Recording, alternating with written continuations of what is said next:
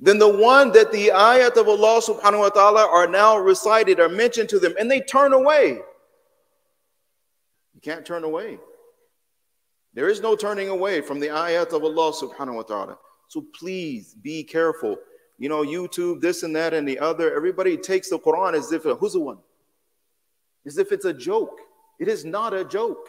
This is all real. Islam is not just some other religion. Oh, there's Christianity and there's Judaism and then there's Hinduism and Buddhism and Confucianism and thisism and thatism. Islam does not fall into that category. This is deen and haqq. The whole point of Quran and the Sunnah of Nabi alayhi salatu wasallam hadith, لِيُظْهِرَهُ عَلَى الدِّينِ كُلِّهِ, that it becomes obvious, apparent, dominant over every other lifestyle. You must take this seriously. It is not for parties. It is not for entertainment. It is not a game. Please be careful. I am saying this not like I'm saying this because I worry for you and myself. That if we don't take it seriously, then what will happen to us when Malakul Maut comes? What happens to us in the grave? What happens to us on Yawm al-Hashr? What happened to us when we have to stand in front of Allah subhanahu wa ta'ala, where the Quran itself will speak? Yes? That begins in the grave, by the way. It begins in the grave. Surah Al-Mulk, Alif Lam Mim Sajda. It begins in the grave. But, okay, I only have like 3 minutes now. MashaAllah. Me and you know how I get. SubhanAllah, astaghfirullah. May Allah forgive me.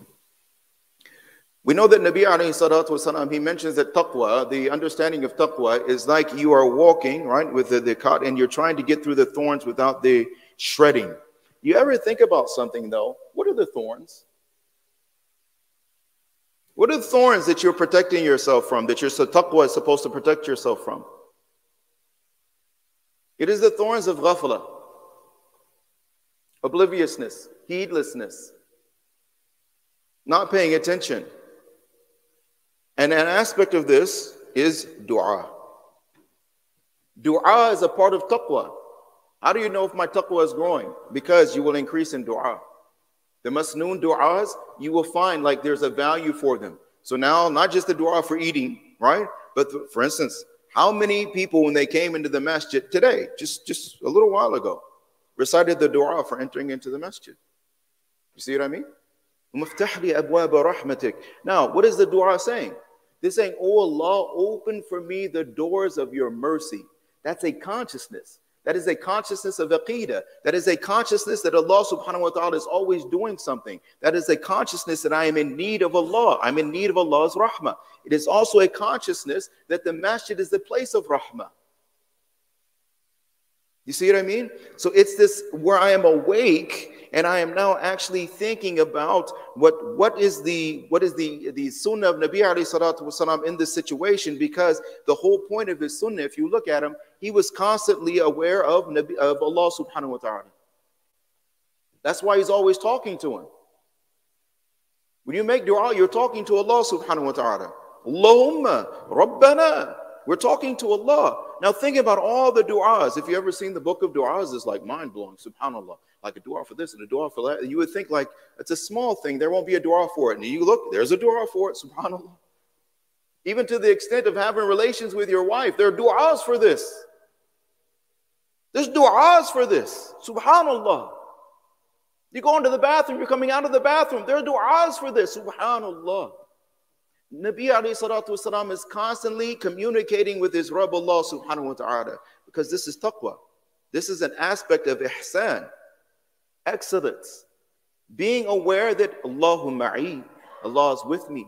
Allahu nadirun ilayya, Allah is looking at me. Allahu shahidi, Allah subhanahu wa ta'ala is my witness. So may Allah subhanahu wa ta'ala grant us this taqwa during this blessed and most holy month of Ramadan, this month of miracles, this month where hearts and lives change, this month where people make tawbah and turn towards Allah subhanahu wa ta'ala, this month where Allah subhanahu wa ta'ala, through his rahmah and by his fadl, that Allah ta'ala removes the sins and our faults and our shortcomings, and Allah subhanahu wa ta'ala shows us exactly the possibilities that exist in each and every one of us. Because remember, look at everything that everybody's doing this month of Ramadan. Isn't it also to a degree? It's not outside of Ramadan, it's not like Ramadan. But to a degree, isn't this all possible from all of us? Also in Shawwal, Allah is giving us a glimpse. This is what's inside of you. Take advantage of it, seize it, activate it, so that you and I can get the benefit from it. اللهم اغفر لنا وللمؤمنين والمؤمنات والمسلمين والمسلمات الأحياء منهم والأموات اللهم إنا نسألك العفو والعافية اللهم إنك عفو تحب العفو فاعف عنا يا كريم اللهم أعنا على ذكرك وشكرك وحسن عبادتك سبحان الله وبحمده سبحانك اللهم وبحمدك ونشهد أن لا إله إلا أنت ونستغفرك ونتوب إليك سبحان ربك رب العزة عما يصفون وسلام على المرسلين والحمد لله رب العالمين برحمتك نستغيث جزاكم الله خير الجزاء السلام عليكم ورحمة الله